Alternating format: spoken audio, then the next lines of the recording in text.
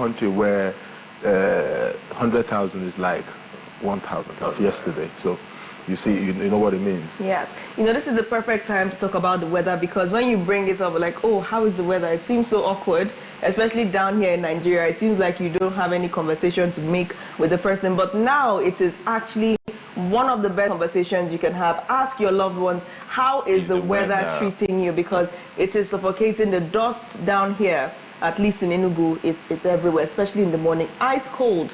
So ensure you try to also keep yourself warm so that you don't fall sick at Christmas. So let's take a look at some of our headlines. We'll begin with the boldest story here on this day that reads, opposition's victory in Ghana signals end of APC's oppressive rule in 2027, says PDP. Presidency Barau Bago and of course Yahaya Abiru, others hail Akpabio at 62. Well, happy birthday to Akpabio. Seplat Energy completes $800 million mobile assets transaction on Thursday.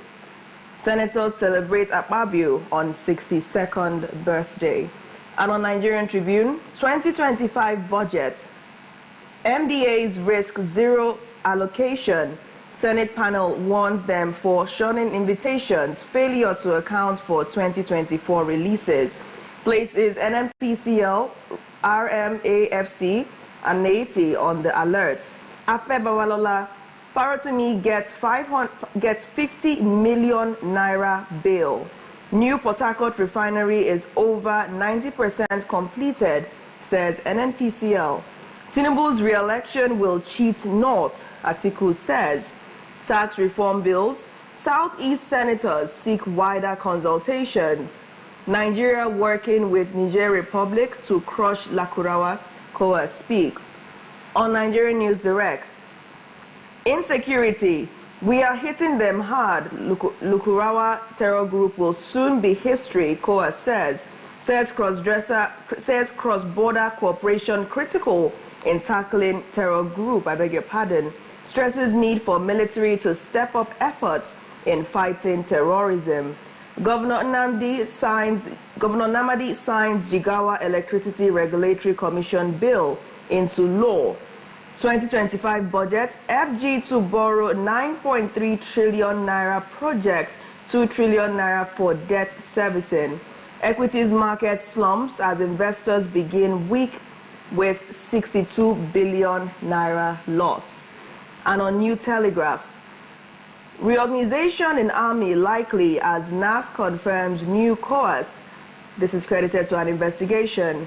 2025 budget, rise in oil production will raise revenue, reduce debt service, Edun says.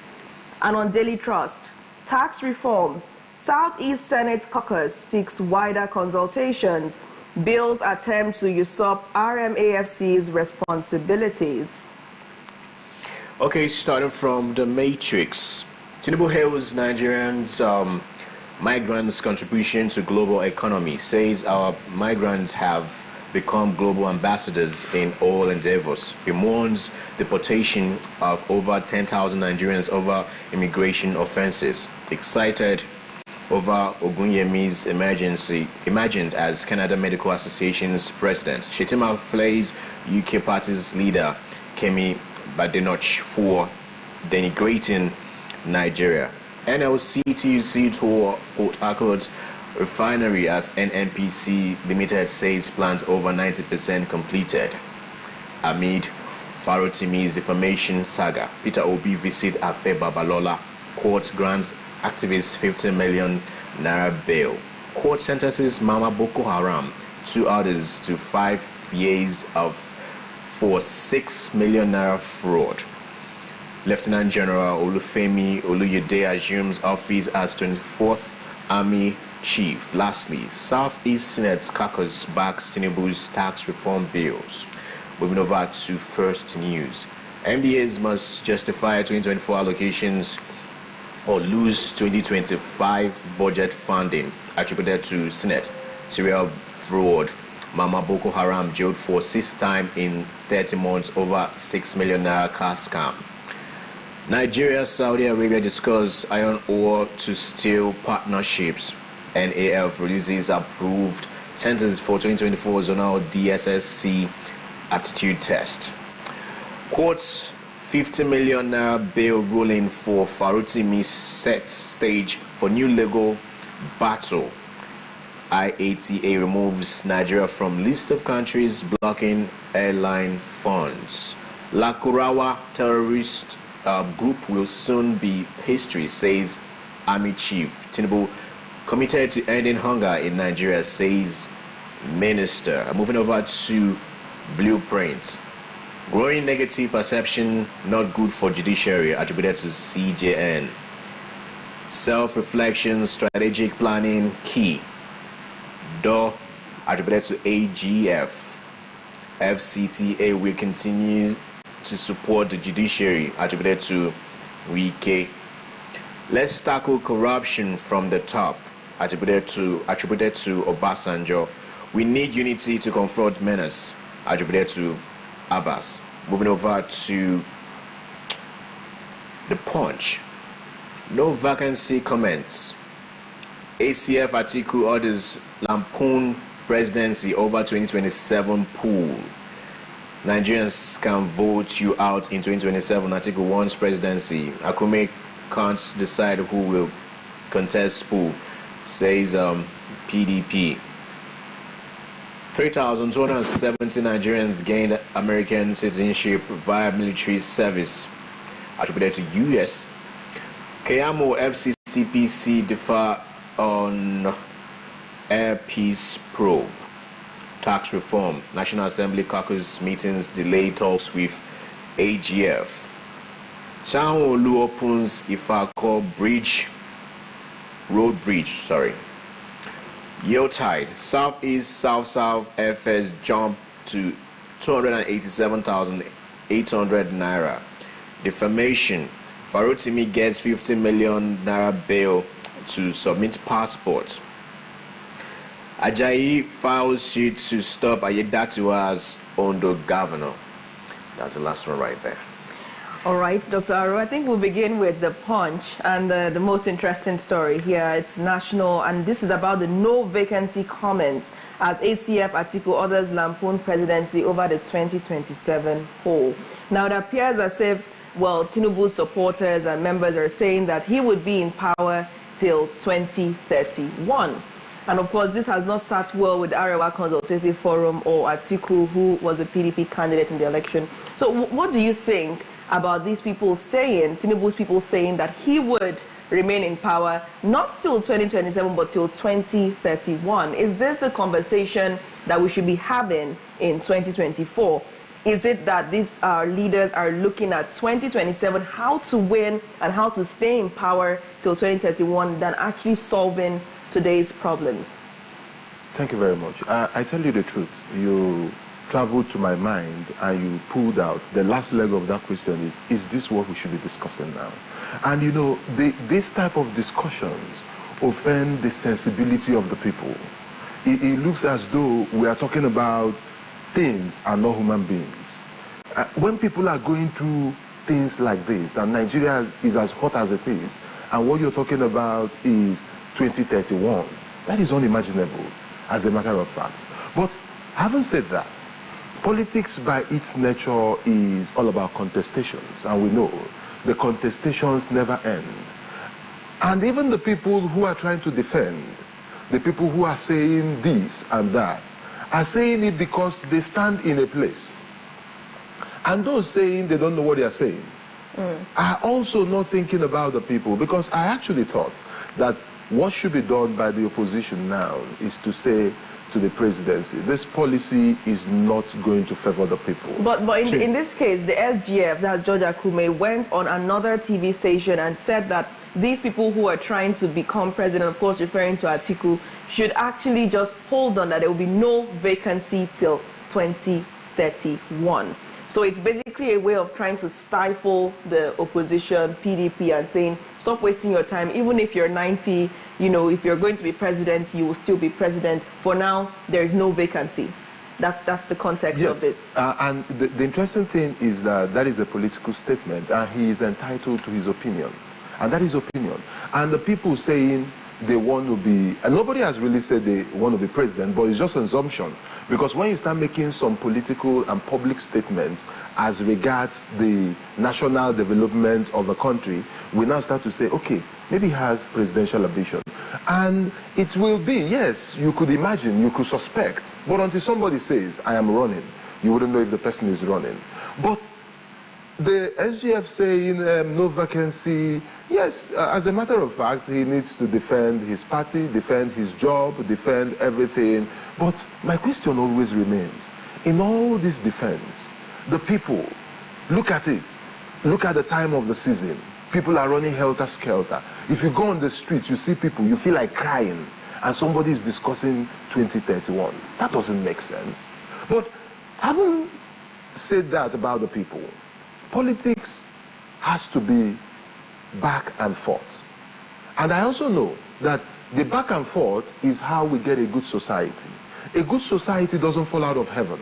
It is when you have this back and forth, when you have this, what I call thesis, antithesis, and synthesis, and we get a way to move forward.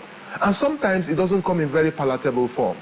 I also think that there was something Trump said that I like. He said, politics is not a very nice thing, but now we are here. I think to me that made a lot of sense. And that is what we should understand. Politics sometimes is not neat, it's not clean, because people say things. That is why they always say, if you have any skeleton in your cupboard, don't go into politics. Because the day you go into politics, they actually tell you that it wasn't your mom that gave birth to you, and you see you have a big problem. So that kind of... You mentioned it once, that go into politics and just you must make sure you're ready for everything to be out there. That's why you have to always get yourself prepared. You know, well, down here we don't. We just live anyhow. The anyhowness, right? But over there in the West, it has to be a preparation. Even when you are already in your university and college and all that, right? So, but let me bring a thought to when you're still talking about politics and something that just happened like yesterday, talking about the defamation between Farutimi's case with Afia Babalola. But yeah, he has been given a bill set to 50 million naira, and but my case I want to make here is coming from this perspective. What Showore said to Peter, because yesterday he went with some delegates to Afia Babalola to seek, definitely, you know, for him to find a way and calm down, right? But I'm coming from the perspective of him, yet again, calling Peter B a weak man. That's not the right way to go about the case, that Afia Babalola is oppressing Farutimi, and why go back? Okay, you know the truth. Sometimes with all due respect to Sore, you know, when you make statements that are conclusive, without being sure of the facts of the matter, when somebody takes a step, there's a political solution to everything. I must tell you also, whether you think Afia Babalola is being oppressive or Farutimi is being oppressed, the point is this: when a case is in court, you might have sentimental parts, but you don't know the whole story. That's just the truth. And until you know the whole story, you can't say for sure. That is why they say, don't tell someone what you're doing is not right until you're in the same shoe and you don't do the same. So you don't know what the whole story is. And you know, the stories we are told are not the main stories. They are underlying stories that we don't hear. So when Peter B tries to make a step like this, I don't think it should come with someone saying, somebody being weak. And you know the truth. Consultation, especially in a democracy, is not weakness. That's just it. I'm not holding brief for him. There are some certain things that I've also said, no, this shouldn't be this way. But the truth is that consultations in a democracy cannot be seen as weakness. If we call such things weakness, that means we are enthroning, doing whatever you like, and fighting at all times. That's the point. So for Showore to make such statements, I always say this: we have to criticize some of the policies of the government. We have to criticize the things that happen, the things that the leaders do. But I believe in what I call constructive criticism. You don't just criticize. You don't just, it's not every time the ceiling should fall, everything should scatter. If the ceiling falls like that, where are we going to be? We have to criticize. We have to hold government accountable. We need to call out those things as they are. But we should also be conscious of the ceiling. Because if the ceiling falls, it falls on everybody, and we need to be conscious of that. That's exactly. my point. So how do you feel about, this statement saying that the no vacancy comment, still, circling back to that, Tinubu staying in power till 2031? How does that make you feel if this really is going to be the case? If that the power should stay with Tinubu till... How they believe. Yes. And the thing is this, Tinubu has the right, he has that right to seek to stay in power till 2031 constitutionally. But now it's looking more like an ethnic thing, saying that the North, George Akume was saying that the North would have to wait till then, to actually come and assume power. That power needs to stay with. So what do you feel about that, the ethnicity and the ethnic bias of this whole discussion? Yeah, I tell you, if you've followed Nigerian politics for a while, you'll discover that anytime somebody wants to push an interest, the person hints it on an ethnic coloration. The person has a way of trying to say, okay, this is it, our people, it becomes us versus them, which is not actually the case. Because I tell you something, if you look in the camp of Bola Ahmed Tinubu, there are people from the North. If you look into the camp of Peter Obi, there are a lot of people from the North. If you look into the camp of Atiku Abubakar, there are a lot of people from the South. But the truth is this, they always like to make it like a coloration. Sometimes, I also look at these sociocultural groups, have a way of tilting towards particular candidates per time. You see a particular sociocultural group saying, we want Atiku to run again. You see another sociocultural group from the North saying, we are with Peter Obi. And that sociocultural group will also say, Bola Ahmed Tinubu should continue to 2031. But see the truth, he can run in 2027 and win and become president in 2031. But it doesn't mean that other people won't run. The ball stops at the table of the people.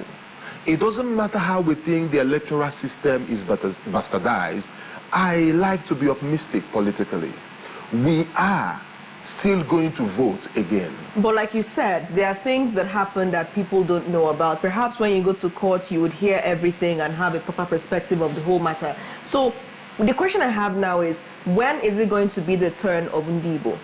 Because it always seems as if, it is what completely out of that conversation, now from the south to the north. And, you ask yourself, where is the southeast? Where are Igbos in all of this? Is it that the Igbos do not stand a chance? Then you also ask, is this system still working? Lies by this system of, choosing or electing who would be the next president of Nigeria? Okay, you know what? The turn of Ndibo should have been yesterday. That's the truth. So that means that any time an Igbo man has an opportunity to be president is the right time. Do you know why? Because the turn of Ndibo is long past. That's the truth. I wrote a book, 60 past 1960, Nigeria's Dilemma, What Now? I said something. I said, any day we have an Igbo president, it will be the final burial ceremony of the Nigerian Biafran War. That's the truth. The 3 R's, all those things will not make sense until there is an Igbo president. Why do you think? Someday. Why do you think? That's really interesting. I wouldn't like to spy on your book or try to get you to extract what the book make has been people... around, yeah. Okay, it's okay, yes, Yeah. but I would like to actually have a copy to read. But why? Why do you think if we have an Igbo president that the whole Biafra struggle would die? Just give us more clarity on that. Let me do a comparative analysis. Look at the US, for instance.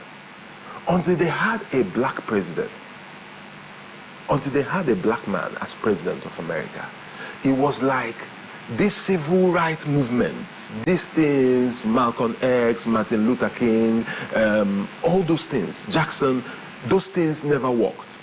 So until we get to the point, just like that, to the layman's understanding, that one day, an Igbo man, it doesn't matter who, it doesn't matter who at all, an Igbo man is sworn in as the president of the Federal Republic of Nigeria. Again, that is when it will be understood by everybody. It will be audible to the deaf and visible to the blind. That this thing, we have passed this level. Then I have to ask, what do you think about Bianca Ojukwu appointment? Do you think that in any way endeared the Igbos to, well, the idea of Nigeria, people that do not even feel comfortable because of this marginalization. Do you think that Bianca Ojukwu's appointment had any impact on that? Yes, I must tell you, Bianca Ojukwu's appointment is a beautiful thing. I put it that way. Because not just that she has the capacity to occupy and the CV to be where she is. Now, looking at it politically, looking at it coming from a different party, and the way, if that appointment was a good one, I tell you the truth, we always say, hey, the president has done this, he has done that. Sometimes, when he does some good ones, let us say, this is right. Not because I don't belong to her party, I don't belong to the ruling party, but the point is, the appointment of Bianca Ojukwu is a round peg in a round hole and a timely appointment, which shows a level of inclusion. Do you think that the appointment was strategic in any way? Do you think that that was a way to endear the Igbos to the presidency, so to speak? Was that strategic? 1,000 times, yes. And you know the truth. It's just like in marketing. Have you been in a situation where somebody comes to market you and the person does, and you say, well, you're a good marketer, you did well. Do you know the truth? Because you actually know the person has played a game, the person has played a card, the person has said something for you to be happy, and you hear it and you say, wow, you're a good marketer, don't worry, I'll think about it. If that is political marketing that the presidency has done, I think that's a plus. I don't know how big it is, but it's something. Do you think, just one last question, do you think that if the presidency actually expedited the release of Mazi Nnamdi Kanu, that would be the final or the best way to actually appease Ndibo? What do you think that would have had a lot more gravity than the appointment? Well, releasing Mazi Nnamdi Kanu is something that should have been done yesterday too, I must say that. But we also need to know that even when he's released, the marginalization and the problem of Ndibo does not stop there. That release, yes, just like we talk about Bianca Ojukwu now, if he's released, that's very beautiful. But what we're saying is that someday, somehow, let an Igbo man be president and Nigeria will be fine. Okay, let's get to Daily Trust regarding the tax reform bill. And this says Southeast Senate caucus seeks wider consultations. And there's also somewhere where, okay, there's a matrix. Southeast Senate caucus backs Tinubu's tax reform bill. It's been a back and forth thing, right? The debates, uproar in the red chamber, the green chamber, on what to be and what not to be, right? The Northerners are against this bill because apparently it's going to remove so many things from them, which is like taking a food from a baby's mouth, right? Why? Because when it comes to population, derivation, now the new bill is focusing on people who are working hard and putting in work, right, and giving back to them and whatnot, right, and which then again is going to make states to start working hard if they want to, right? And it's been a debate. The Northerners are against this bill. The Southerners are supporting Tinubu, like, yeah, go ahead. Which, when you even look at the numbers, right, the top number states making those monies are the Southeasterners are below. But then again, yeah, it's a great deal because we always know how to surmount and put in work and attain that high, definitely, right? So I guess that's even one of the reasons why we're supporting this bill. So what do you make out of all this back and forth for over weeks right now about this bill going against, giving props to Tinubu's presidency that yes, this is the right thing to do at this point in time and all that stuff. The South is supporting it and the Northerners going against it. Okay, the truth is, when you talk Northerners, Southerners, Southeast, it's not always everybody there. But what we will always say is that the majority of the people, yeah, based on the type of lives they've lived for a while, there are some societies where you have people being spoon-fed. There are societies where people believe they should work for themselves. But I also have this approach to change. Change is very good. The change we want, the change we expect. But when you are changing, you have to be very careful. Because if you push change too fast, you create chaos. And the moment you create chaos, you won't be able to control it again. So even though that tax reform is very good, it's going to support some areas, when you talk about Ndibo, they're egalitarian, they can survive, they do things and they survive anywhere. You throw an Igbo man into Kafanchan and he doesn't even know anybody there, he sleeps under the bridge and tomorrow he's a billionaire, you know, that kind of stuff. There are also some other people from the north that do the same thing, that you see them somewhere, before you know it, they make it there and they become everything. But the truth is, reforms are very important. Policy reforms in every shade of it. But it needs to have a human face. We are not saying that, yes, you had the Almajiris, you had a lot of, we had those issues in the north, and we've been discussing them. But we must also understand that the north is part of Nigeria. If there are socio-political challenges, we don't just need to sweep those things under the carpet and say they don't matter and we need to put this bill whether they like it or not. No, that would be wrong. That will actually be doing the same thing that was done to the southeast and we said we are complaining about, and we now want to hammer. It doesn't matter what the problem is. When you have a problem, a social problem, you just need to know how to manage it. Yes, there are a lot of people on the street in the north. There are a lot of people that just believe you just go here, you collect money, you use it, and they might not be able to see that money again. And the question becomes, what number? How many people? And if these people are, let's say, 10 million out of, for instance, assuming 40 million people, and you have 10 million, 25 million in that state, and you say, because you want to do tax reform, that you must do it. No, you're asking for chaos. That's the truth. Let's call a spade a spade. Do you get? That's what it is.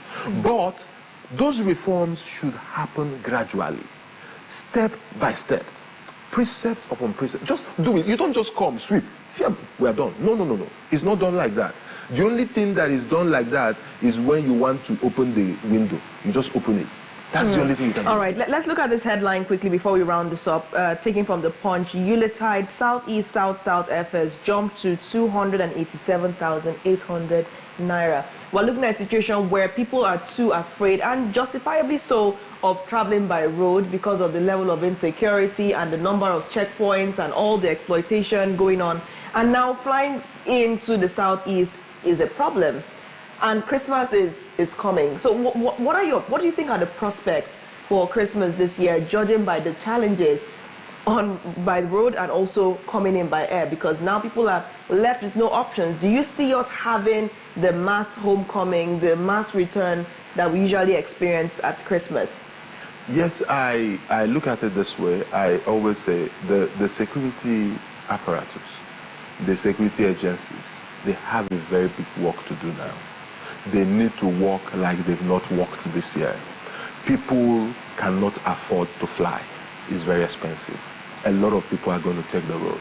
And when they come out, and when many people enter the road becomes free. You know, the truth that happens is that these issues of kidnapping, these things we see, they happen when one person, but when you have a gridlock and you have people moving, it becomes very difficult.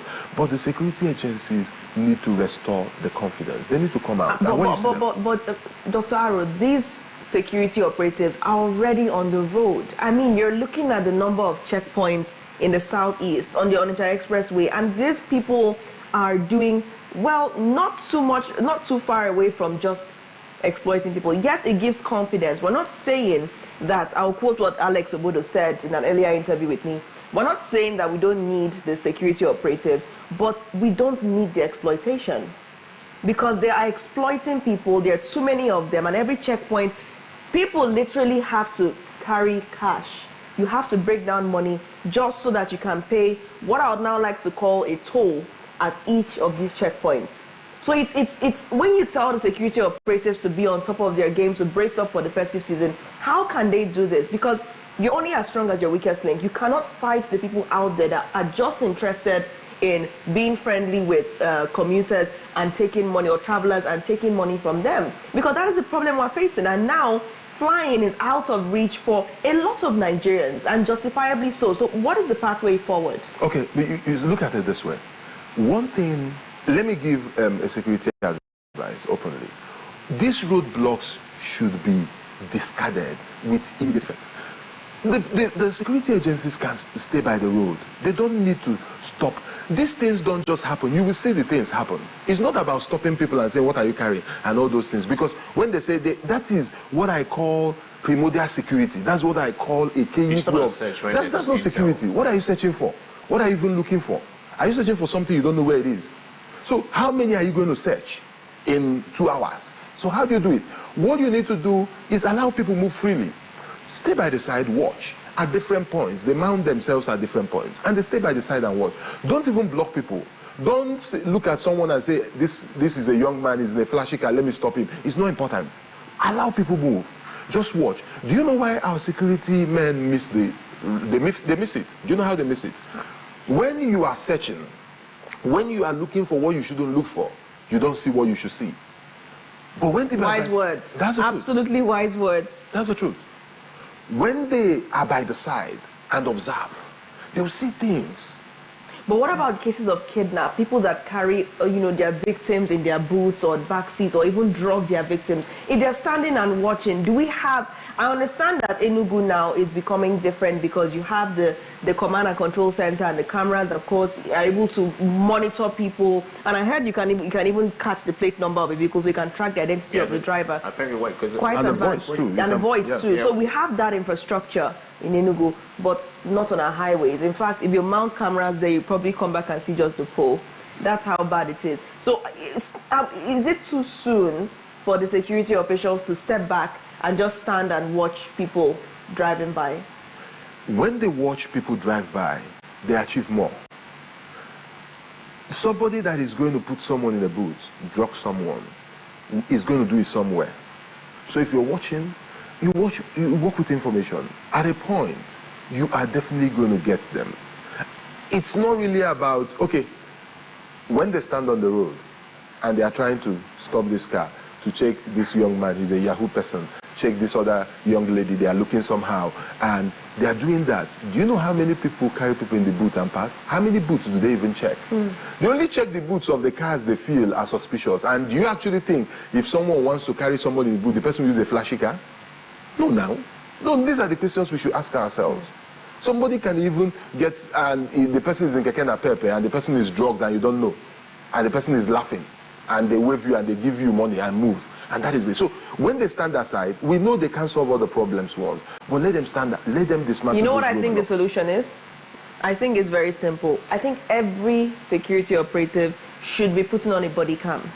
Well, because not only would it help secure the person, but it would also help the authorities monitor what they're doing on the highways. I'm wondering why at this point we have police officers and soldiers and security operatives in general with uniforms, but none of them with a body cam. I mean, I believe this is what our money should be geared towards, and not all of these trips, because it's important. You get to, if we're complaining that these people are exploiting passengers, that is the travelers, that's the fastest way to solve the problem. Give them body cams and then watch things get better. Well, security, I know, are just two things: psychology and intel.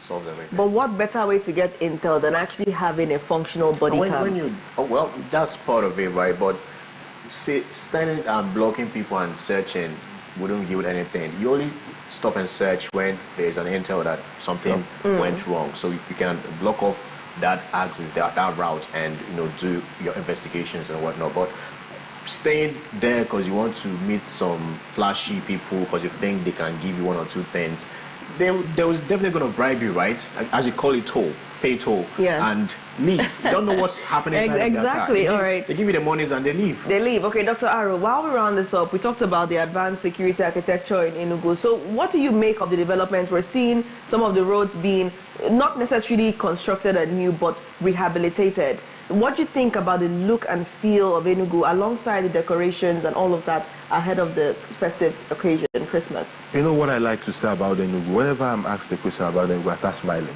because we can see tomorrow is here. There were people who didn't believe it before, but they now see it. The question they're now asking is, how does the governor, Barrister Peter Mba, do these things? I don't even understand. That's the question now. And I would like to say something that it was Chinua Achebe in The Trouble with Nigeria. The last chapter, the last line, he was talking about Aminu Kano. He said, Nigeria will never be the same because Aminu Kano lived here. And I want to tell you, Enugu State has not and will never be the same again because Governor Pitamba is governor, and we've been seeing it in every area. If you touch this area, he's there. Just look at the change is so wonderful, and the transformation is out of the roof, and you don't even know how to start. Where do you start? Do you start from the health sector? You talk about the roads? You talk about the beautification? You talk about the remodeling of some of those roundabouts and the expansion of the roads? Nobody ever thought about those things. And I think it has to do with concept and vision for the people. And that is very impressive. All right. Thank you so much, Dr. Aro, for joining us this morning. Dr. Aro Chukwuemeka, a politician, public affairs analyst, and of course, a professional speaker as well. Thank you so much. Thank you very much. We'll take a quick break now. When we return, we'll be going around the region, find out what's happening in all the states in the southeast. Please stay. The morning to return shortly.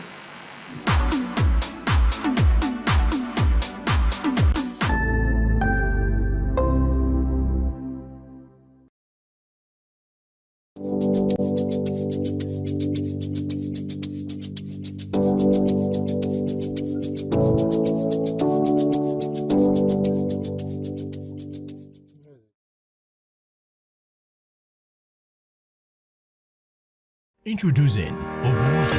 Afia TV's early Christmas gift to businesses in Southeast Nigeria. With Obuzo, Afia TV is empowering local entrepreneurs with 1 billion naira advertising grant, helping you reach a global audience on DSTV, GoTV, and Afia Radio. For more information, visit www.afiatv.net/Obuzo or visit the SME Center in your state. Obuzo, catalyzing economic growth in Southeast Nigeria.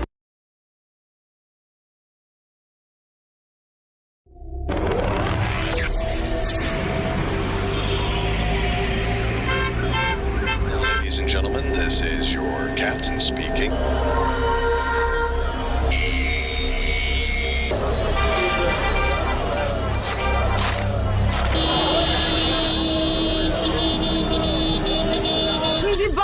Come home. Let's make your homecoming memorable by taking you into every event happening everywhere in the East this Christmas. From Enugu to Aba, Owerri to Abakaliki, Oka to Umuahia, Afia TV is giving you personalized guide for events and festivals such as Ofala Festivals, Southeast Food and Fashion Festival, Abacha Festival, Bolobe, Bolibe Festival, art exhibitions, and more. Register your event or learn more about events happening near you at www.afiahomecoming.com.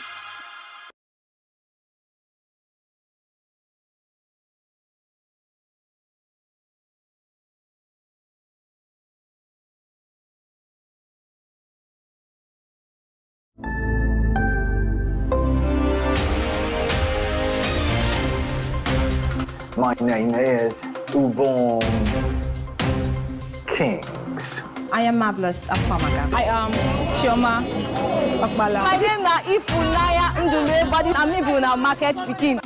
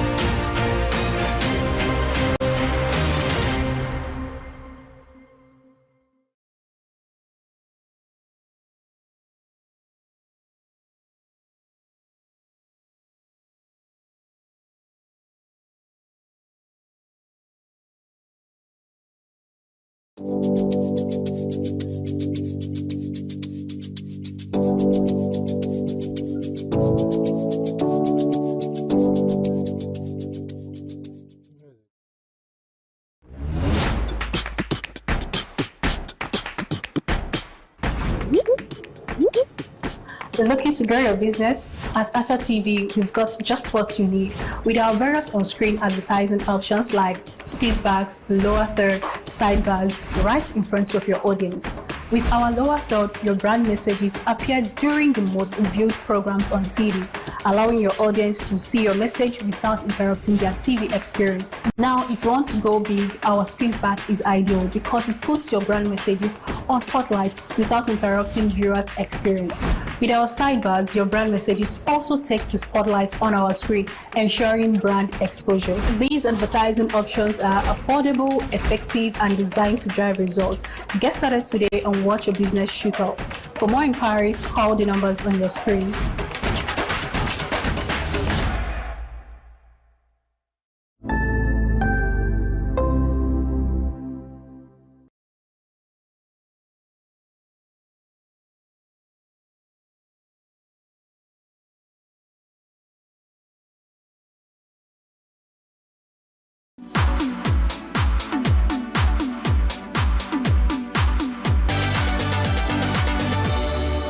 You're welcome back to the Afia Morning Show. Thank you for staying with us. And good morning to you from any part of the world you're watching this and on any of our platforms, DSTV, GoTV, YouTube, or even Facebook. Ojiwachiko is still here. Yeah, sure. And this is about the time to visit some states around the region. We'll begin down here in Enugu, right at home, where POS operators seem to have joined other Nigerians as they grapple with the harsh reality of cash scarcity ahead of the Yuletide. We were there yesterday and spoke to some operators and also spoke to customers who are lamenting the inaccessibility of cash to carry out their daily duties. And of course, this is coming as CBN has directed all deposit money banks to ensure that cash is made available to customers over the counter and at ATM. But the situation down here doesn't seem much different from other parts of Nigeria. The detailed report. Point of sale operators in Enugu have revealed their struggle with the cash scarcity rocking the nation. But sections believe this scarcity is artificial and only serves personal interests. This is despite CBN's circular directing deposit money banks to ensure efficient cash disbursements to customers over the counter and at ATMs. Claiming similar hardship as other Nigerians, POS operators deny being favored by banks. We noticed this around middle of last month, November. Personally, if you go to a bank will not give you anything. When you go, you ask them to give you 200,000. As somebody that is doing POS, they would say that what they have available is just 10,000 for you. How can I use that? Somebody that is running something like 500,000, 200,000. One with 10,000 has to do with you. So we started sourcing for money. We enter markets, we go to any place, filling station, drivers, we look for money. So we give us, so we buy from people that are doing better business. We normally buy cash from them. So that has been our experience since middle of November till now. Actually, we don't know, but people normally say that they are keeping it for POS, that they are giving it POS. But me, as a POS person, the bank have never given me more than what they give to other people. So me, I don't know their reason. I don't really know their reason. I don't know whether if it's because of this money, this old naira they said they wanted to change. Me, I don't know. I don't have any idea. Nobody have ever told me the reason why bank don't issue money now. So that is the experience we are having. For you to see 100,000, if you don't have anybody, any reliable brother or sister that is doing normal business, you don't know that you will buy. Since last month, we have been experiencing this since last month. It has been a very serious issue for us now. Because even to get money from bank now, it's hard. Then, because bank itself hardly get money to give us too. So we now, to get the money to give to our customers, it's a very serious issue now. Sometimes you have to go through many banks to be able to get some cash and we can be able to use it for our business. But it's a very, very big problem for us very right now. We are just begging government to know how what they do for us about this thing. Because even now, even the network itself is a problem that we are also facing. The whole thing now is very, very complicated. So we are really going through a lot about this cashless of the thing. A resident also weighs in on challenges dealing with the current financial climate, particularly due to high POS charges. Talking about this cash scarcity is a very big problem now. Currently now, making some withdrawals these days is very, very, very hectic. from the POS, the charges is so enormous. It's devastating. Can't believe that we'll go to withdraw 10,000 naira, we withdraw 300, 400 to withdraw 10,000. And then you go to bank, the line is too much. Yeah, the problem is not that it just happens within Enugu. Soka people are also passing through that. Anambra too is passing through it. I don't really know about Asaba, but currently these are the states that I used to travel most. So it's a very big problem. And I don't know, I actually urge those that are in charge of the money circulation to know what they do about it. It's really disturbing both business people, those that are moving the civil side, everybody.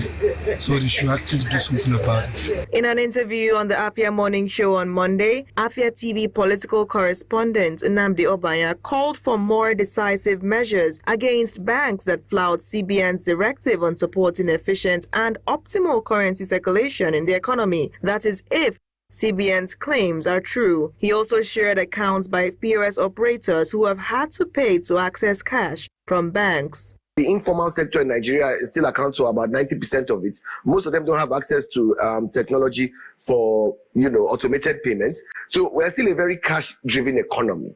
Even when you get to a petrol station, if you're in a petrol station that's not in the center of town, they'll tell you we don't have a POS machine and we don't take transfer. You don't have cash, you're not buying petrol.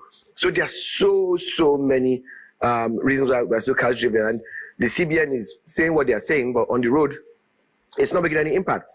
The banks are still limiting how much cash they can give, and it's almost as if they are holding the cash to sell to the POS people. I'm not making any accusations, but I have POS people reporting to me that, look, when we go to the bank, they make us pay for cash. So if the bank is making the POS operator pay 100 naira for 10,000 naira, and when they pay that 100 naira, there's commission they have to pay to the technology provider, and that 100 naira. That's 200 naira. Then there's 100 naira because of the numerous, unscrupulous, and multiple layers of taxation by local government and everybody around it. That's 300 naira. So really, what they are charging you for themselves is 100 naira. But all these layered costs that come down is why you are paying 400 naira for 10,000 naira as a POS. It's not a crime to sell a country in the gold tender.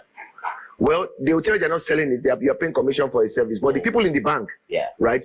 Yes, they are selling money. If indeed what the POS people are saying is true, then yes, unscrupulous members of staff of their various banks, if not all our banks, are selling legal tender to POS. The question remains, how will the cash scarcity affect Yuletide preparations in Enugu? Nathalie Uku, reporting for Afia TV. I think it's when I'll say thank you, Natalie. But I know it'll be weird as hell. So, Oji, let's now come to you. The last question I asked, what do you think how do you think this would impact Yuletide celebrations, this cash scarcity? How would it impact your celebrations? It's definitely going to be very negative, right? Because when it comes to disjointed institutions, the CBN is saying this, the banks are saying that, the POS people are saying this and all that stuff. So if it's true that they're holding cash and selling it to the POS, it's a very bad thing. And why would you, as I asked, why is it right to sell out a legal tender? It's a very big crime, right? People go to the banks, you're giving them, they probably might need like 50,000, I give them 5,000 naira, 2,000 naira, 10,000. Some banks don't even give more than 10,000 naira again, right? But you go to the POS people, they have the monies. Yes. So how do you make sense out of this? It makes no sense. And when this happens, it affects everybody, because many people who do not want to go all the way to their banks or to queue, they go to POS operators, and now for 10,000 you're paying 300 naira, 500 naira. And that's just, the thing with Nigeria is nothing ever comes down. At least for a long period. It's escalating. It's going up. Yes, and by the time demand increases, POS operators need more money. They're going to start escalating. Remember the cash swap era where for 10,000 you had to pay like 1,500 or 3,000. It was a lot more right then. A lot more, and it keeps going up that way. The thing is, right, banks are in business. They're in business. You can never take that out, right? Because they're in business. They're doing business too. Yeah. So I don't understand using our legal tender to do business. Is that you're doing your business, getting your interest and whatnot, on whatever you're selling, but not to sell the naira. All right. On that note, let's take a quick break now. The morning show returns shortly with more looks out the studio. Stay with us.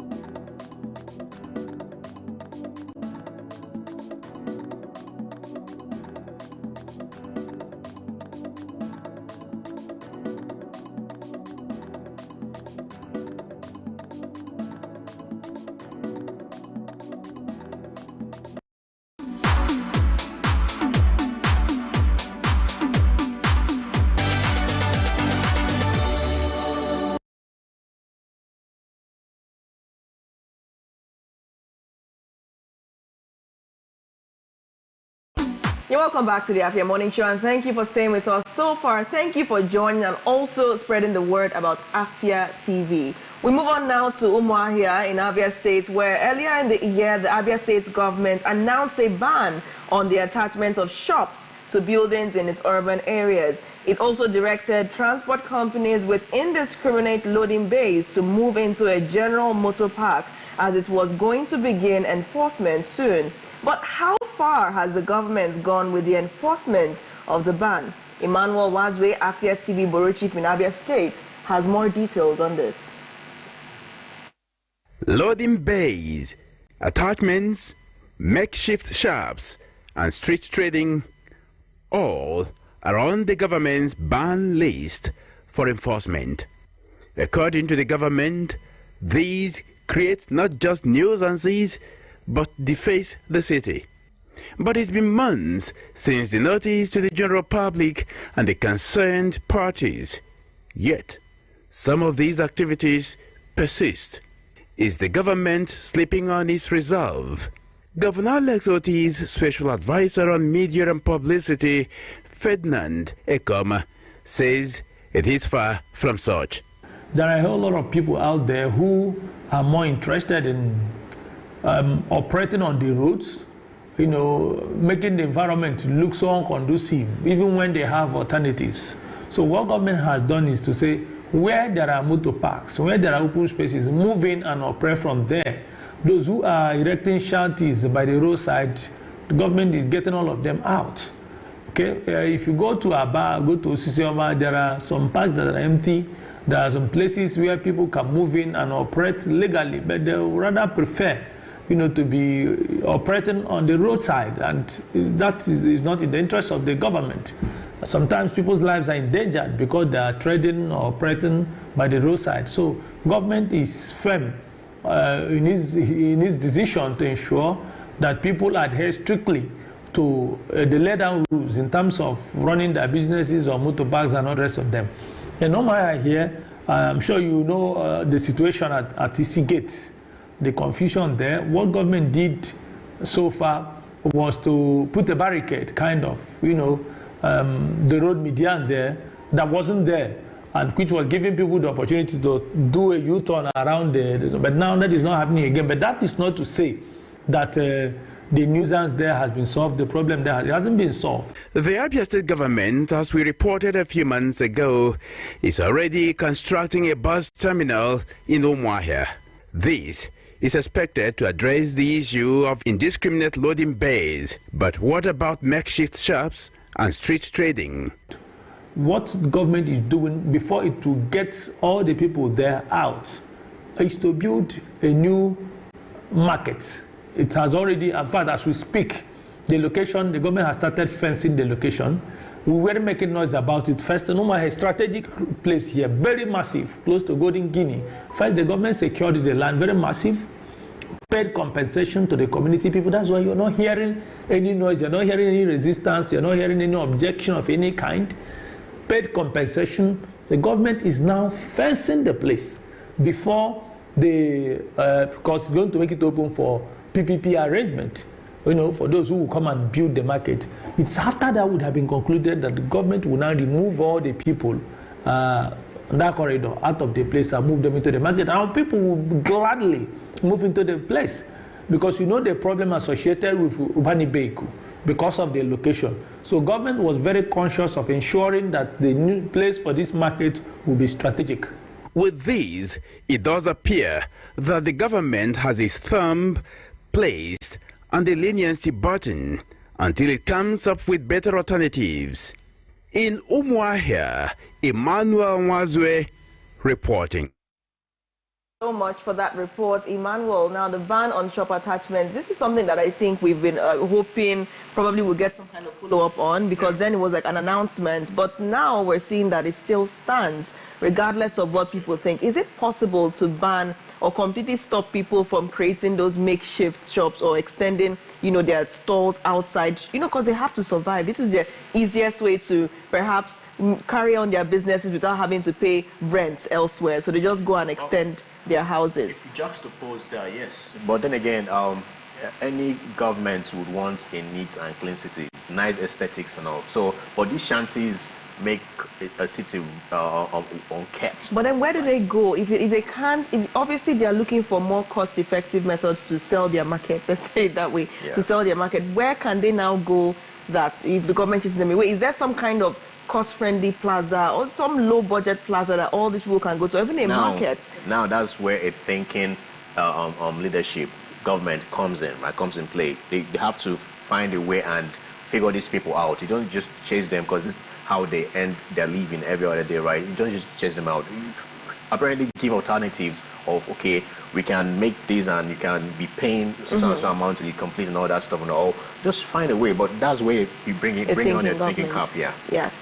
All right, and bringing it also to Enugu, well, this one was just captured by a reporter on his way to work. Remember that the Enugu state government earlier in the year, I think in January, banned scavenging, said that scavengers were no longer allowed to ply their trade, if we put it that way, you know, searching bins, what people have referred to as illegal waste picking. That activity was banned in the state, but it appears as if we're still seeing these scavengers going about their daily businesses and still, you know, picking out waste and all of that, which some people think is actually a dangerous threat, because the reason these scavengers were banned in the first place was because they were scaling fences, going into people's houses and taking away their, you know, used metal, well covers, you know, car windows and the rest to go and sell for money. So the government said this is a security concern. And personally, I was almost attacked by two scavengers. I had come back home late, and that was my fault. I shouldn't have been coming back at that time. But then I saw two of them carrying the bag of waste, walking down my street. And all of a sudden, they passed my vehicle, and then I thought they had already gone. So I was honking, and next thing they made a U-turn. And I would never forget that red shirt. I would never forget that red shirt the scavenger had on. So I saw, you know, through my peripheral vision, somebody walking up to my car, and then he was just about to probably start banging on my window. And what was scary was that I was using my phone, so the light was reflecting. I immediately thought he was coming for my phone. So at that point, the security man opened the gate. I've never entered my house so fast before. And he didn't stop there. Guess what he did? The scavenger he climbed the gate and was peering in through the top of the gate. The person is invading, and yes, anything that happens to him is on him. I don't even know. So what I later was to discover from the neighbor security was that I told you there were two scavengers. Yes. So one of them walked down the road and was basically trying to probably scale the fence from the back, whereas the other one that was mounting the gate was trying to distract us. So that would be too busy dealing with him. Yeah. You see, people have sense. So they're trying to scale the fence to another person's compound. Scale into our compound to come and maybe to steal a well cover or to steal some car parts. Because the thing is, you have to. Dogs? They were not thinking of that. They were hungry. They were not thinking of the dogs. That's a very risky move, right? You're scaling into somebody's compound. You don't even know the kind of dogs they have inside the compound. You're scaling So essentially, you know, you look around Enugu, like in this video, you know, we just saw the video minutes ago or seconds ago.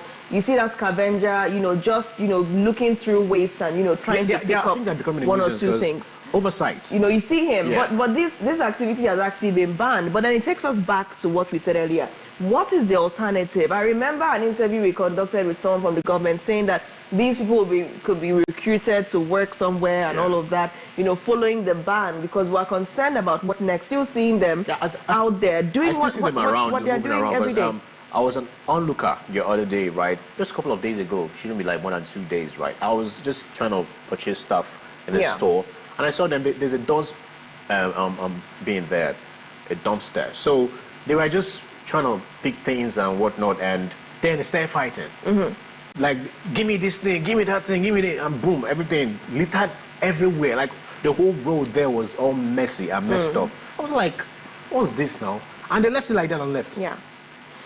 So, you know, you look at the two sides of this. Scavengers, somehow they also help to, let's call it sort out waste, because many of them look for what they call condemned iron. Actually, they call it iron condemned. Let's use the parlance. And some of them also look for plastic bottles, which they go and, now that's where we kind of like ask this question. what happens after they pick it? Who are the beneficiaries of the business? Who is actually paying them more than the government could ever pay them? Because if there's an alternative, maybe they can go and help sort waste at the waste dump, S-Former waste dump, because that was the option that was given. Yeah. They'll be recruited and they can help sort waste at the S-Former dump. That was what was said before. Now, whatever they're getting from whomever clearly is more lucrative for them. What effort has the government made to actually assemble these cabs? These people are also very dangerous. They still steal. So who are they benefiting from? Who is paying them? Who are these businesses that they are taking these rubbles to? These are the questions that have to be asked.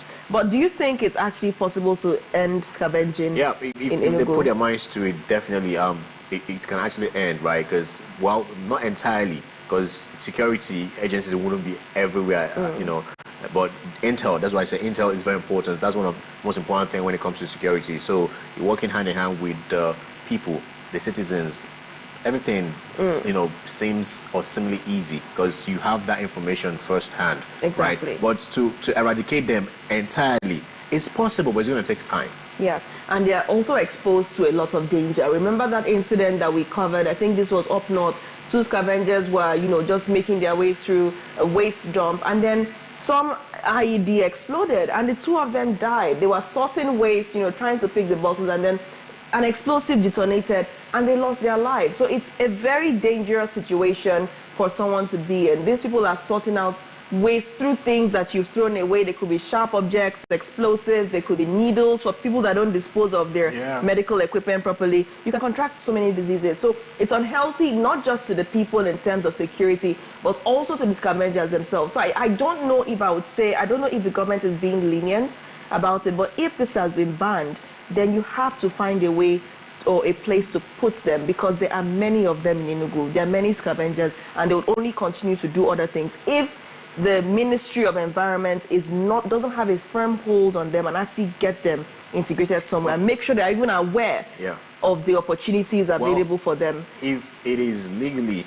and is banned, right, then enforcers are meant to be unleashed. Then it takes you back to the Ministry of Environment. The Ministry of Environment should be in charge of that. It should be on top of it. A lot of things can be better, because I know many people now will be saying, oh, now you leave them, they're just trying to. I understand. Like, I fully feel that sentiment, but it's also dangerous to them.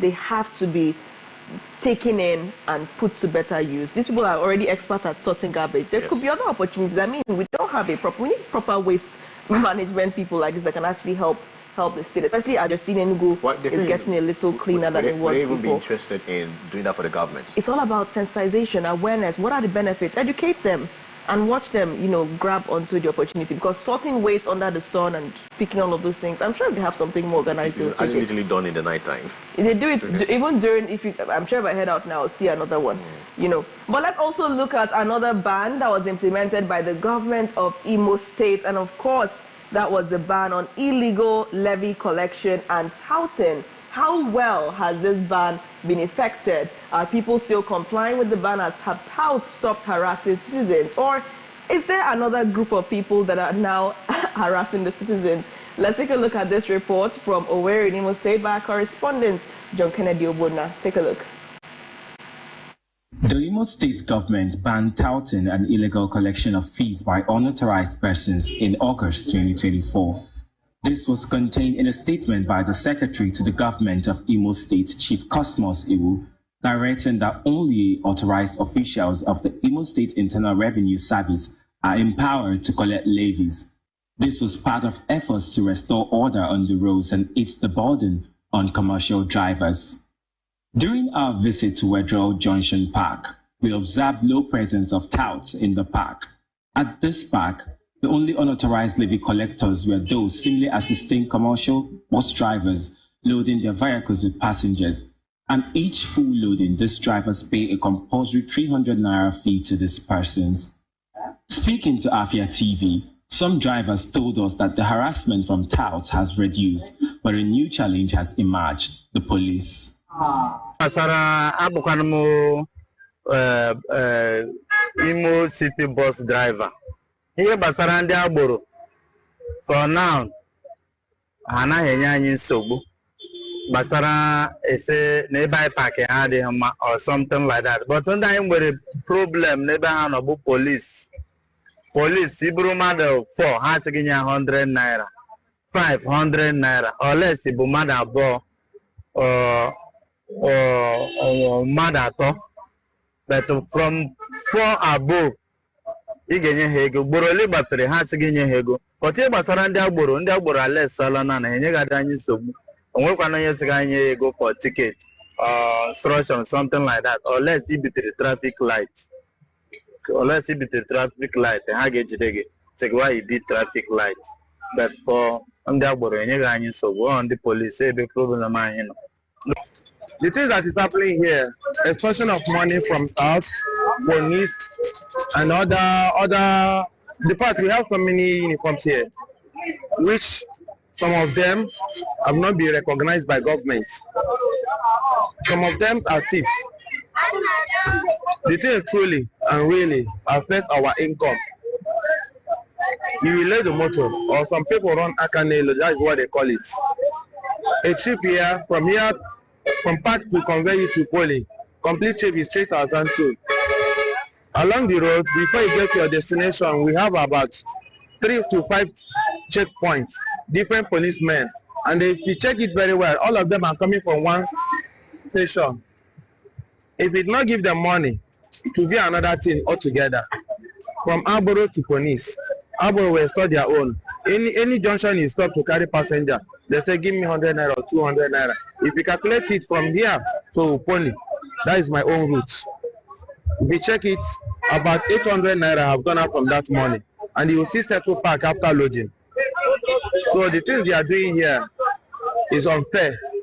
Government is come to our rescue, like other states, and I've heard that Afia said for let me use it as a. It has been very tough for us. It has been so tough because at times you spend more than what you earn for the day.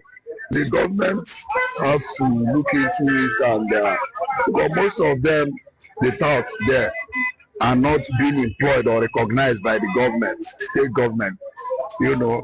They just disturb the drivers, extort money from us, and at the end of the day, we now discover that even some of them, we had a report last year, some made away with some vehicles. You understand? And these are the challenges we want government to look into and help us to solve the problems. That's it. It appears that the ban on touts have achieved partial success, with reduced harassments in parks and roads. But on the highways, drivers say police officers are now collecting illegal levies. While the government ban has made some progress, particularly in curbing the activities of these touts, the issue of illegal collection persists now, reportedly at police checkpoints. For many drivers, the promise of relief feels incomplete as they call on the government for intervention. The success of such bans ultimately depends on sustained enforcement and holding all violators accountable, whether they are touts or law enforcement officers. In Owerri, John Kennedy Wona reporting.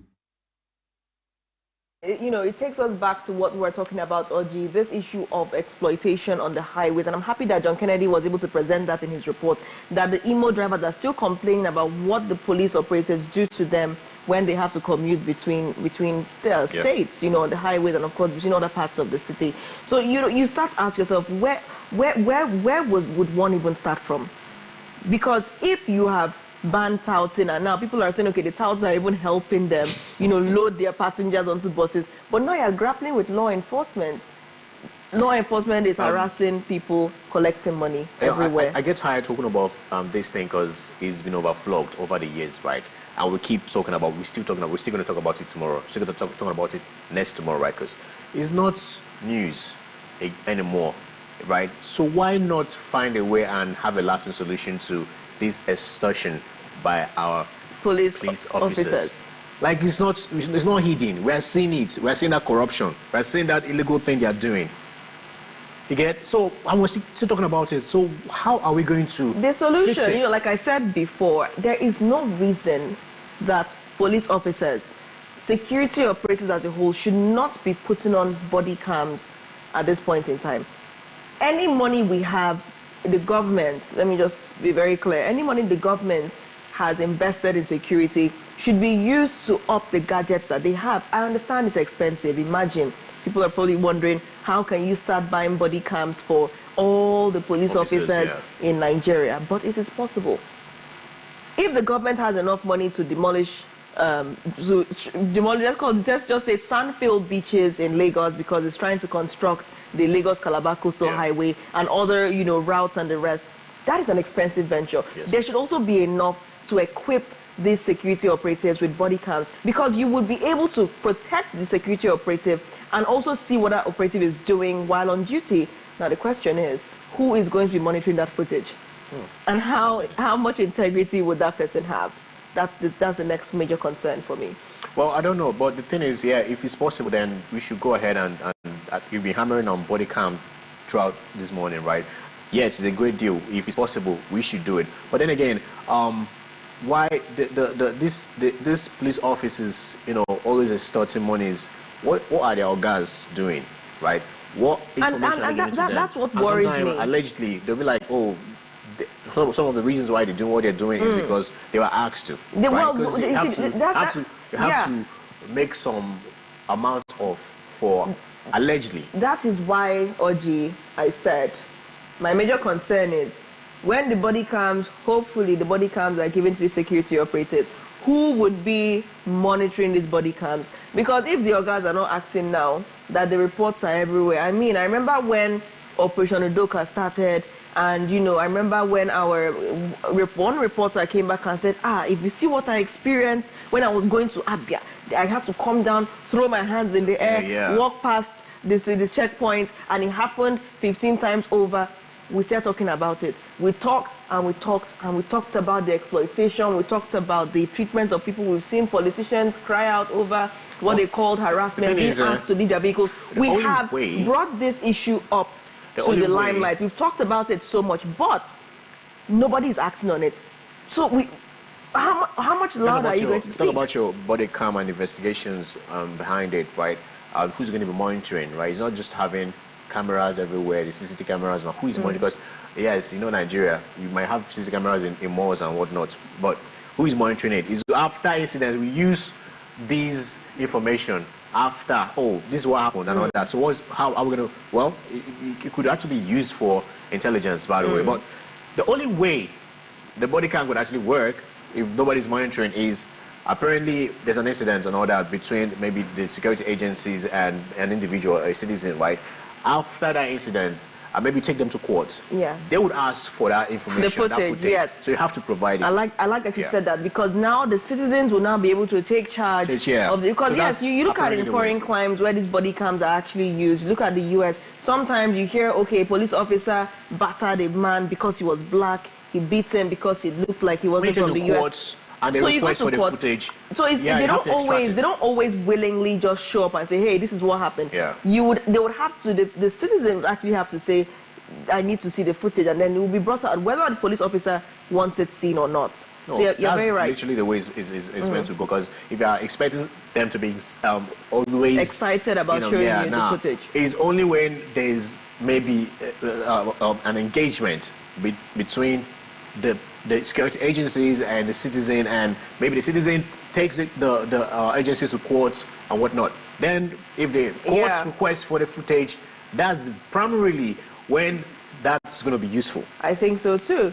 So we'll leave it at that and see if there's any action in this direction. I mean, we could be wrong. Body cams may not be the absolute solution, but what do you think? Just a suggestion, by the way. What do you think? No, that's my stance. Yeah, is your stance this morning. I'm not saying that. My take. Body cam. I think body cams will solve the problem, but I still have to throw this to you. That's my own opinion. What do you think? What do you think would stop police officers from exploiting people on the road? What do you think would be a lasting solution if installing CCTVs would not, work effectively, because people could go there at night and dismantle? Yeah. So if it's not body cams, then what could it be? And if you agree, then let us know why you think body cams will be the solution. So let us know your thoughts, and of course engage with us on all of our social media platforms as Afia TV, on YouTube, Instagram, and of course Facebook as well. Drop your comments and we'll take them on another show, of course. And of course, if there's anything really insightful, we'd love to share that on another bulletin as well. Now let's quickly look at this report also from Enugu. The Finance Committee Chairman of the Southeast Business and Investment Summit, Chief Lambert Opara, has expressed readiness of the organizers for the summit scheduled to begin on the 11th of December 2024. He disclosed this in an interview with Afia TV yesterday, and of course this interview followed a tour of the venue, Amadio Event Center, with the event organizers and Afia TV management on Monday. The detailed interview. The Southeast Business and Investment Summit is in town for its end-of-the-year event, and this event intends to make the Southeast the central point for business and, of course, investment as well, infrastructural development, economic development, and everything that we need to maintain our place as #1 in the nation. Joining us now to tell us about this event is Chief Lambert Opara, the Chairman, Finance Committee of SEBIS. Pleasure to have you with me. Thank you very much. It's a pleasure to be here. We start on the 11th, the opening ceremony 12th and 13th. Okay. So 3 days. All right. Yes, of course we are ready. All the plans we've laid down. We are trying to put the finishing touches now, and that's why we have been here since the past few days. Afia Television, of course, our great partner, is already gearing towards making sure that Nigerians have a feel of what is going to happen at Amadio Event Center here in Enugu. I can tell you confidently that all the plans we laid down for the success of this summit is already on the speed lane now. Our resource persons have started arriving here ahead. We visited the Amadio Center shortly, about some few moments ago, just to see what is going on there. And they are working very, very hard to put finishing touches to make sure it gets the befitting status of a summit of this nature. And so all other arrangements, those who are going to be handling our digital aspect to make sure that Nigerians have also knowledge of what is going on, if they are not going to be there practically in place. And then, of course, those being expected, particularly from Lagos and other parts of Southeast, they have all indicated intentions to be available. We know that there are quite a lot of issues around the Southeast in terms of business, and that is what SEBIS is coming to address. We are expecting quite a lot of very, very experienced successful businessmen from the Southeast. Of course, you know that Southeast is a home of business people, and they are going to come here to share their experiences with the upcoming people. The state of environment is what we are now trying to improve on. Catalyze the economic activities and make sure that people are now coming home from wherever they are in all parts of the world.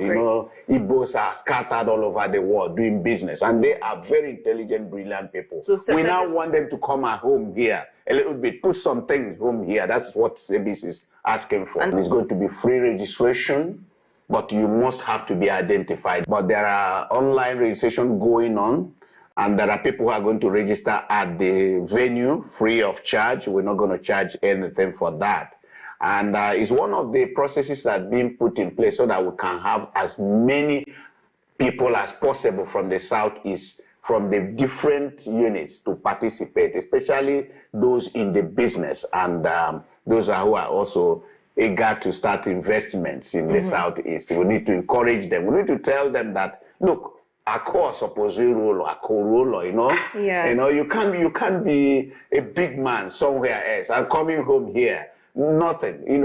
They both are known for being the home of business. Yes. So we need to come home and see what we are doing here. doing. The natural challenge we encounter in every aspect of our life as Nigerians. So Southeast is not quite different. Getting to meet the people one-on-one. I tell you, frankly speaking, that's one of the major challenges we had. We visited all the Southeast states. We visited Lagos. which you know is the hub of our Southeast businessmen. In Lagos alone, we visited 36 business associations. Oh, that's a I lot of tell work. you, Alaba, Impressive. Ojo, what have you. And they were all happy. We are very, very prepared. And that's why you see us here. We've been here for the past 3-4 days. You know, and then quite a lot of the local organizing committee have done so much work here, led by Ochiara Oranusi. It's been doing great work. And we're happy with what have been in place here. And so we are fully prepared for it. Yes, the venue is ready. All the various segments of the program is in place, and we have made sure that nothing is left, unattended. We're going to have a segment, a breakout, where we'll have workshops, and then discussion time for people who might have interest groups, the youths, the women, because we want to make sure that everybody is involved. And everybody is carried along. You should be there. We're all going to be there. Afia TV is going to be there. Thank you for bringing this home to us, beyond Enugu and to the rest of the Southeast, and for choosing Enugu as a host state. That is impressive. And of course, that was Chief Lambert Opara, the Chairman, Finance Committee, Service. Thank you once more. Thank you very much. And Service is the summit to look forward to. You definitely need to be getting ready to go, learn something different about why you need to invest in the Southeast. And that might be your Christmas present to the Southeastern region of Nigeria. We'll take a quick break now. When the morning show returns, we're gaining more insights on what Service actually plans, what it has in mind for Enugu, and by implication, the entire Southeastern region of Nigeria. Are they going to be advocates for the citizens, or would they be, let's say, a mouthpiece for the government? We'll find out more after this break. Please stay.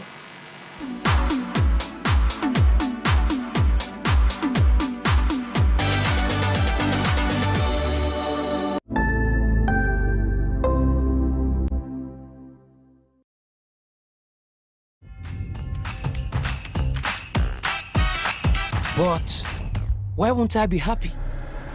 Not just because it's festive season. It's moments of friendship and 60 million reasons to love. Small Pepe.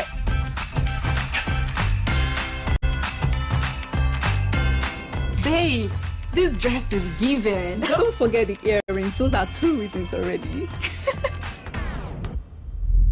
The best reasons will make your heart beat faster. Come on! And make every laugh worth it.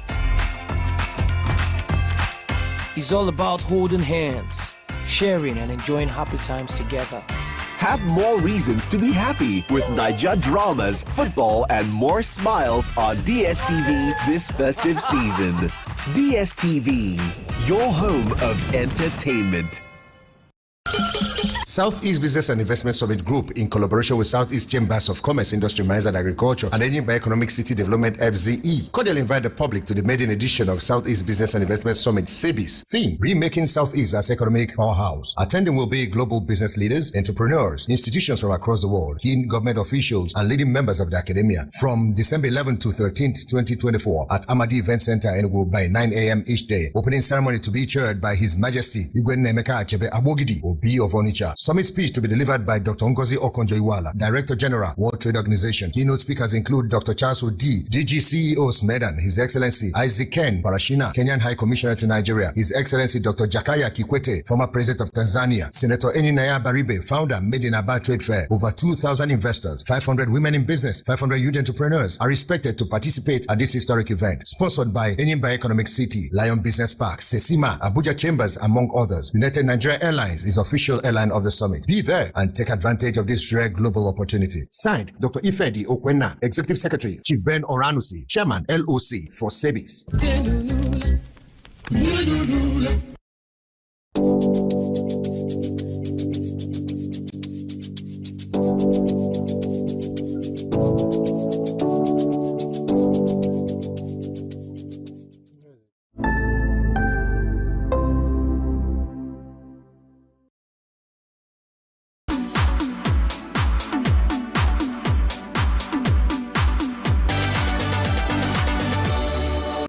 welcome back to the Afia Morning Show, and thank you for staying with us so far. I hope you're dropping your comments on all of our social media platforms.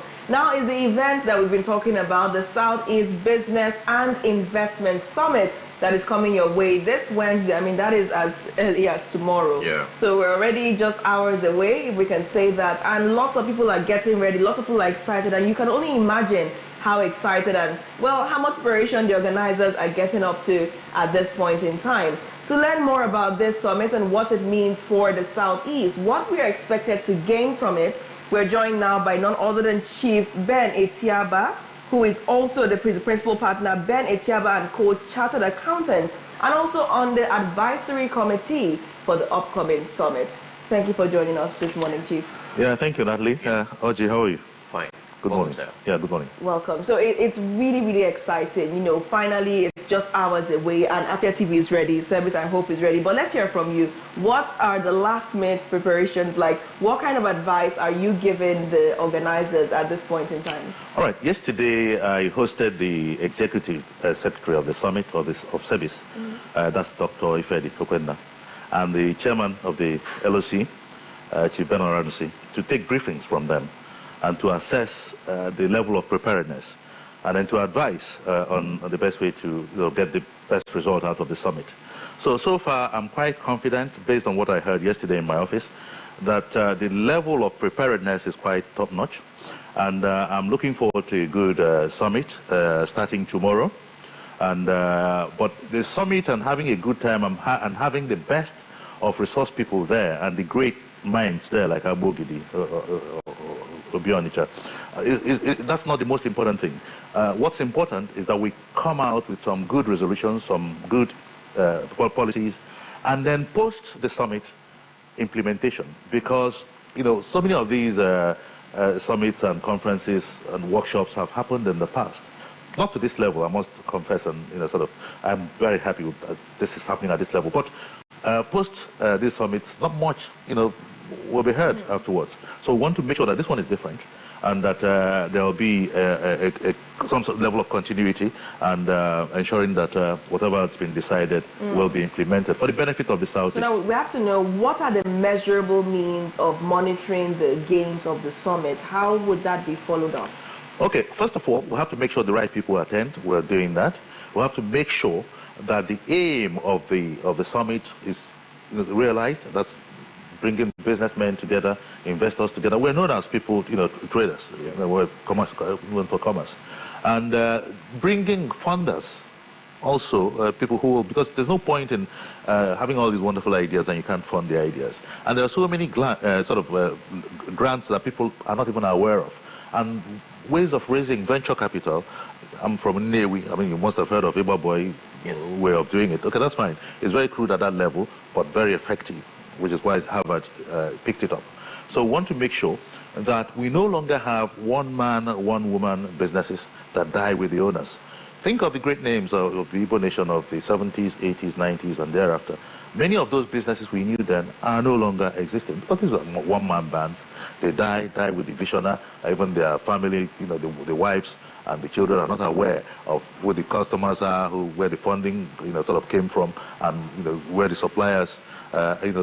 So we want to leverage on economies of scale, bringing these people together so that they can work together. It's all about collaboration, okay? And expose them to new and different ways of doing things. Well, by the way, now in the fourth industrial revolution, and we can no longer, we have to cope with modern times. We can no longer be doing the things we're doing in the 70s and 80s and 90s and all that, believing that it will work in today's world. No, the world has changed, so we need to innovate, change with that, and bring that into our commerce to move forward. Okay, talking about anticipation and posterity, what does this mean for the Southeast and Enugu at this point in time?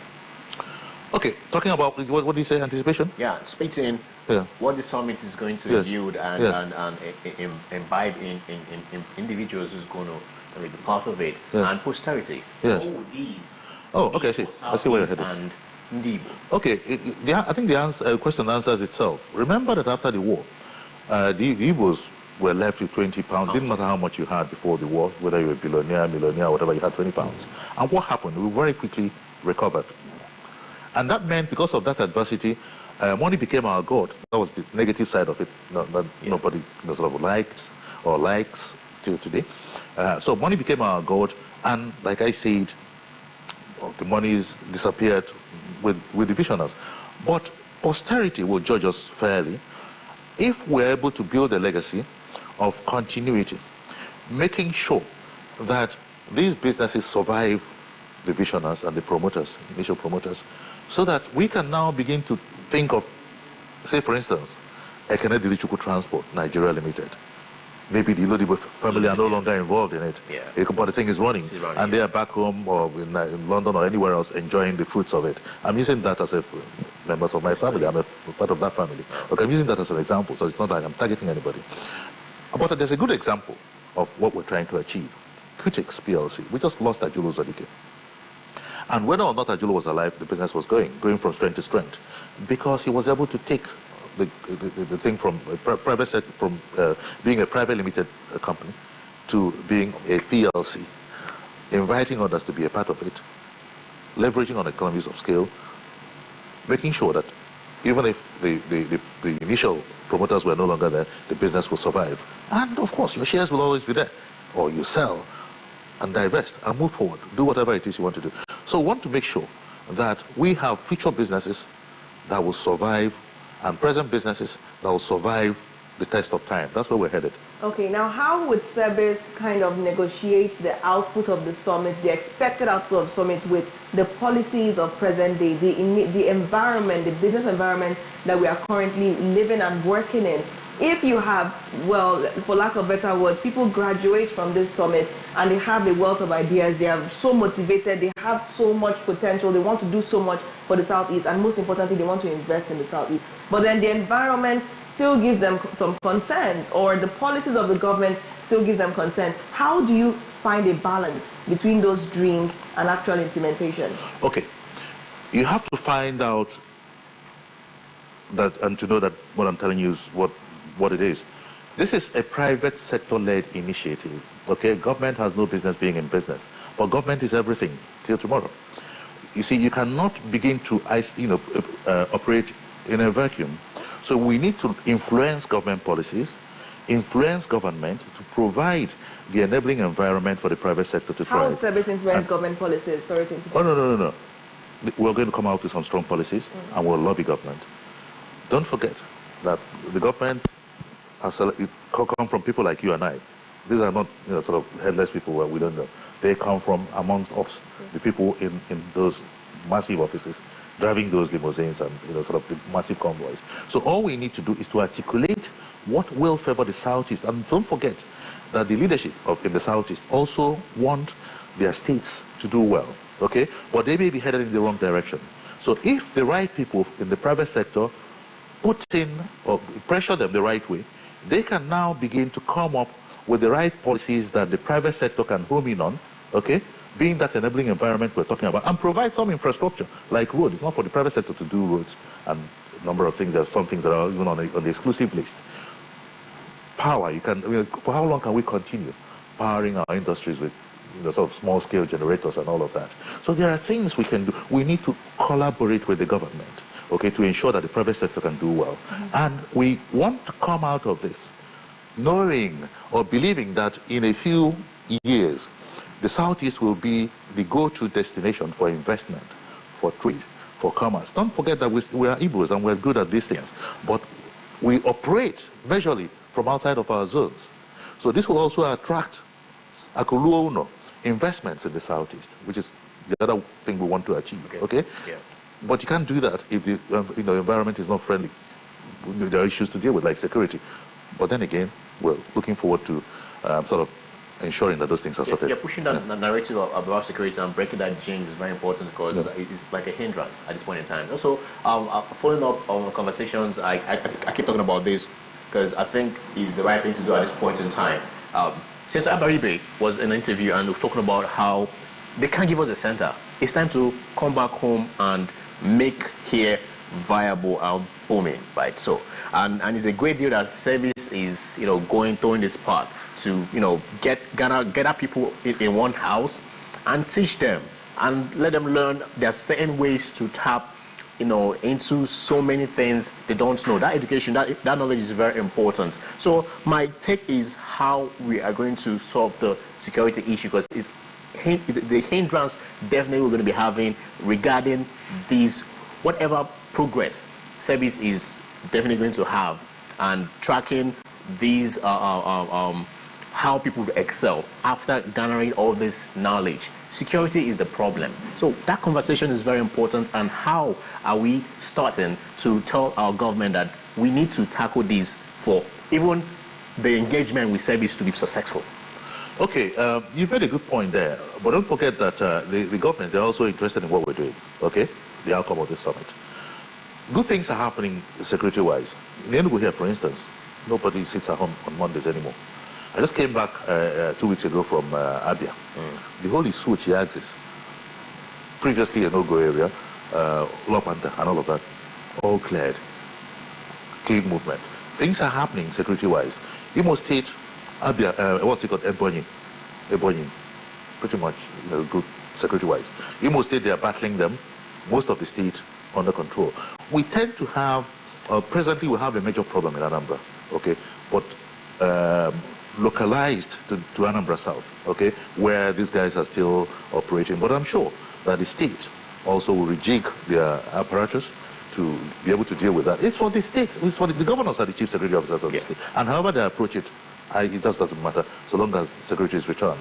Well, let me tell you this. You cannot invest or get the Southeast to thrive if that security is not sorted out. Recall that in the 60s, between 1960 and 1964, the eastern region, which is mostly the Southeast, was adjudged to be one of the fastest growing economies of the world at that time, okay? There was no insecurity challenges at that time, okay? It shows that this zone has that potential. We can still get back to that era and do more now if we tap into the modern world, leverage on what we talked about earlier, the Industrial Revolution. We can still get back to that, but we need to get hold of security, sort of reduce the level of insecurity to nowhere is safe in the world, by the way. I lived in London for 25 years, and I know that there are parts of London you dare not go to at some hours of the day. I spoke at a workshop last week, and I told them I was in Cape Town, in South Africa. And right there in front of me, broad daylight, cars were being robbed. We were waiting for our turn.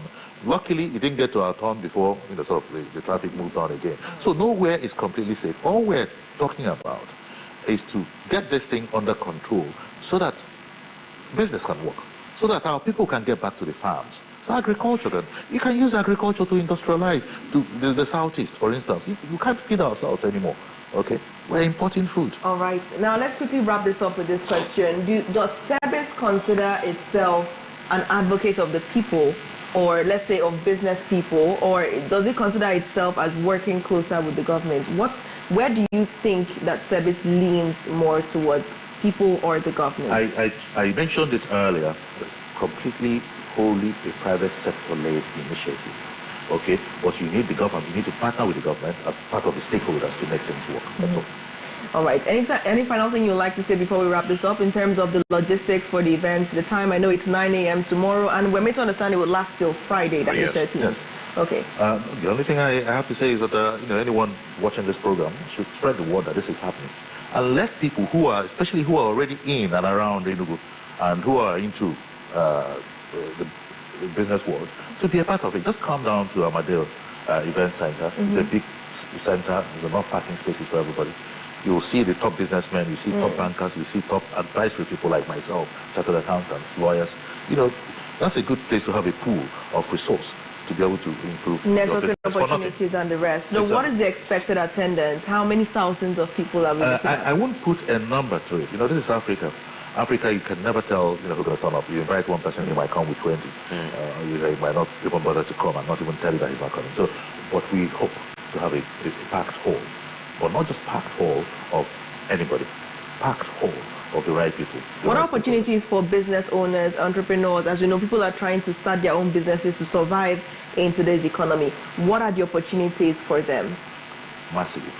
And that's a good one again. I'd like to see a lot of young entrepreneurs, people with ideas, just coming to tap and leverage on the experience of people who have been there, done that, sort of expand your circle of networking and be able to take all right. advantage of It's those great to know that this event spreads across. It's not just for the older or more advanced business people. It's also for the young ones, the Gen Z. So yes, do well to make your way to Amadio Event Center in Enugu at 9 a.m. tomorrow. The workshop summit, of course, would last for 3 days up until Friday. So if you want to expand on your business, you want to meet leaders and, of course, business leaders and icons, you definitely need to attend the Service Summit this Wednesday. And, of course, be there 9 a.m. on Thursday and 9 a.m. on Friday as well. Do not miss out on that. And Afia TV is the official media partner.